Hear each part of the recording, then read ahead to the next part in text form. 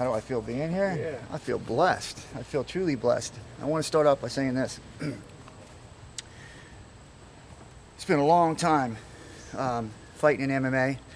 I've had a really great career. I had my ups and downs. The fans have been tremendous in supporting me through the ups and downs. Even the ones that were still criticizing me, I still love them too, because that gives the fire for me to work harder and keep coming. But I also want to say to Royce Gracie that I respect him. And what he's done over the years, it'll never be done again. This guy came on the scene 170 pounds, 78 pounds, dripping wet, and beating guys that were 260 pounds, something we've never seen before. 4 times in one night. This is never going to be done again. So my respect to him, which I've never been able to tell him this publicly, but it goes tremendous. And I want to make sure he knows that before I go in there and I beat him. So I do respect him, and I respect everything he's done. But this is about a legacy. This is about my legacy, and it's about his legacy. And I want to make sure that when the story is told, that my legacy stands on top, not his. That's just being competitive. There's nothing against him or nothing against his family. That's just how I want it to be told. And I think that's not being selfish. That's being real. And so I've trained hard for this fight, and I really want this fight. I know he's mentioned many times that it's just another sparring session, and it doesn't mean anything. And that's fine. Got no problem if that's the way he truly feels. I don't think so. But if it does, that's fine with me, because I'll be happy enough to take that role and be the guy that says it means everything to me. And that I will fight like it is. And that going into this fight, I can grapple in my sleep. I know more than I did back then, and I was still pretty good back then. So I'm not going to be afraid of going for things. And like I was in the second fight, where I basically just flattened him out and beat on him. I don't have those issues anymore. I don't worry about him submitting me. My stand-up is what I focus on right now, because I can grapple in my sleep. It's just what I do.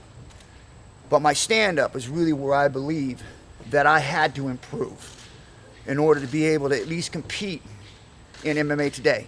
And I believe that. And so I've really focused on that.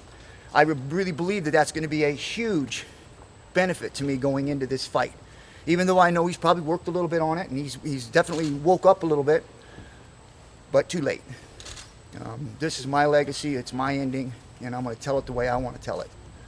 As respectful as you are, and as much respect as you have for him, do you feel like the game has passed him by a little bit? I mean, he can't come with the surprises like he came the first time around. I don't think it's passed him by. I mean, it passed me by if you want to talk it like that. I mean, we get old. I mean, that's just the way it happens. We're not going to compete against 25-year-old up-and-coming young stars. There's just too much energy there, and too much vibrant energy and recovery and stamina. It's just, we can't do that, not possible. But we can compete in sport today if we are smart about what we do. You know, picking the right opponents, making sure that they're not these young guys coming up that are just full of energy and destroyers. I mean, it's incredible. So I stayed in the sport because I enjoy it, but I'm also not stupid. I'm not going to go and fight anybody that's a top-ranked fighter. I'm going to fight guys that I think is fun and interesting and the fans want to see. This fight's been put together by Bellator. I am so blessed and so happy that they did it, because I still want to compete. I enjoy competing, and I think the fans still want to see me compete. And I know they want to see Royce compete, because I want to see him compete. It's not dead and gone. There's places for a lot of people in this sport to be able to still compete and have fun doing it. Leave the world championship belts to the guys that are young and up and coming. Leave that to them. Let them do that. But we can sure entertain the fans and have a good time doing it. Ken, this one won't end in a draw, right? Like in 1995? I want you guys to quote me on this. I promise you, Say it right here. with everything that I am, that this will not end in a draw. If it does, I will tell you that it will be a hell of a fight then. How much have you looked back on the first 2 fights with him, if at all? Oh, of course I do. I mean, it'd be ridiculous not to say I don't look at that, because obviously you want to look at something that you've done in the past and see where I'm at as opposed to where I was at then. Not necessarily him so much, but where was I then? And some of the things that I saw in those fights, you know, could they still be a trend for him? Things that he still kind of like maybe does the same thing. And I can look at those and kind of pick those apart a little bit. But I don't rely on them, you know. It's just to look at him, maybe get some ideas on how to train, how to prepare myself, different things like that. Because he's definitely changed to a point. I mean, I know he's going to come in bigger. I know he's going to come in a little bit stronger. I know he's going to come in with some footwork, maybe a few punches here just to kind of get me thinking. So, I mean, I know all this stuff. I'm not a dumb fighter. I mean, I kind of know the game. So, but to me, it's not about that. It's about what I do. Whatever he throws in front of me, let him do that. I'm going to do what I do. What weight do you think we'll see you come in at? I will be 205 pounds. Nothing more. Do you know what you expect him to come in at? I know there's some discussion about that. Maybe 178, 180, somewhere around there. What were you last time for the Kimbo fight? I was 203. Yep. You admitted you didn't have your greatest performance that night. Didn't look good. So what have you done to prepare I thought it was yourself? great all the way up to the point I became the referee. I thought it went great. Well, what have you done to prepare yourself differently this time around, and why did you want to keep on after that fight? Well, I mean, especially when the fight was over, I didn't think I would get another shot. I mean, I really didn't, because I felt I let it slip by. And in the sport that we live in today, you can't do that. I mean, we only get 1 or 2 shots at doing something. I was very fortunate at the beginning. There was a lot of openings there, and I was able to be very successful and get a jump out of the gate doing it. But today, it's just so many people are doing it. And so when that happened, I literally thought I just shot myself in the foot. Thank God that Royce saw the fight and said, I'll fight him. So here I am.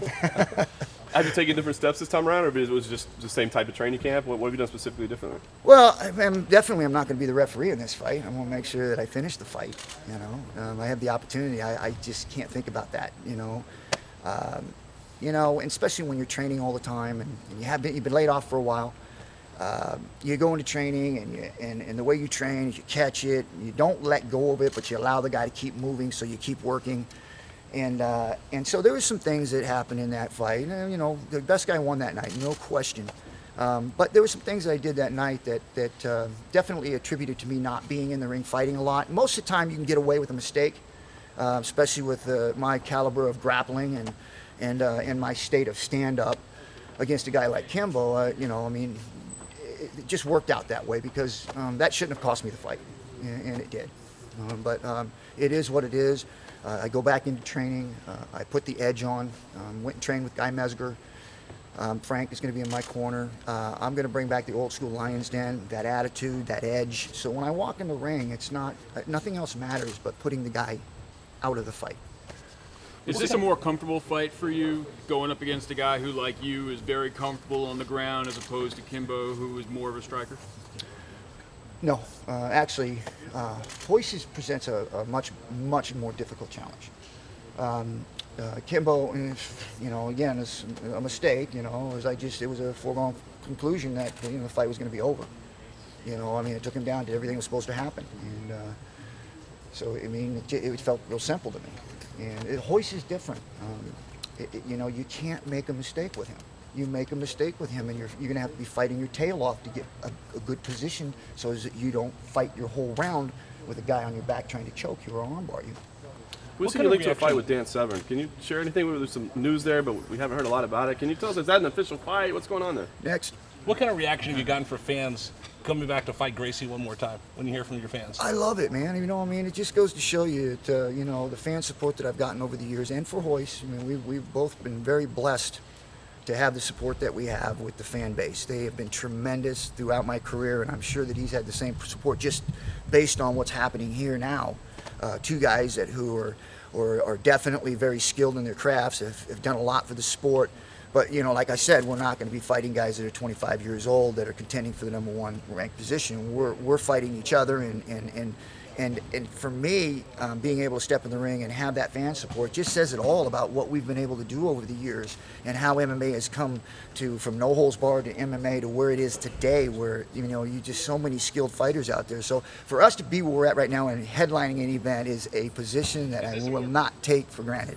Ken, how do you stay in such great shape? It's 50, the new 20. Like, how could you motivate people your age to be in the type of shape you're in? Well, I think it comes to pride. We all get up in the morning, we put our pants on all the same, and we all have those mirrors that we stare into. And I think we all can be pretty honest to ourselves when we look at it, and we can say, am I going to live to be, 80, 85, 90 years old and watch my grandkids grow up and their kids have kids, and am I going to be healthy enough to do that? And we can look in the mirror and pretty much be honest with ourselves and say yes or no. And to me, I think that's what it's about. It's about, having, pride in yourself, pride for your family, and But keeping yourself somewhat, I mean, you're not going to have ripped abs and, chest or anything like that, but, no high cholesterol and heart problems and diabetes and all these things that can be controlled by diet. Those are things that we don't take, very seriously. And I think that as we're watching our society out there, we're seeing a lot of them problems that are coming up, and it's not going to get any better until someone goes, hey, ding, ding. Last one or two. Can you guys. talk about fighting on Spike and why people should tune into this fight, see one more time at this point in your career? It's legendary. I mean, I can't say any more about it. You got two guys that helped create this sport. The first feud in MMA, the actual first guy who got a belt put around him, Royce Gracie, in a tournament. The first guy who ever fought in a single fight tournament and wore the belt, which is all coming to where it is now. We created and helped start the sport. And now we get to go where the fans, whenever you talk about Royce Gracie and Ken Shamrock, they're always saying, well, no, Ken won that fight. Well, yeah, but that was a draw on the thing. Well, and it's always an argument.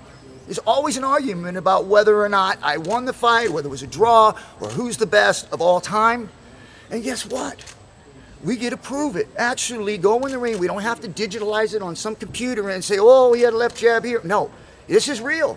We get to actually walk into the ring and actually prove who the better fighter is. The mental aspect, you talk about how it's bothered you for a long time. Obviously, the last fight was 1995, so over 20 years.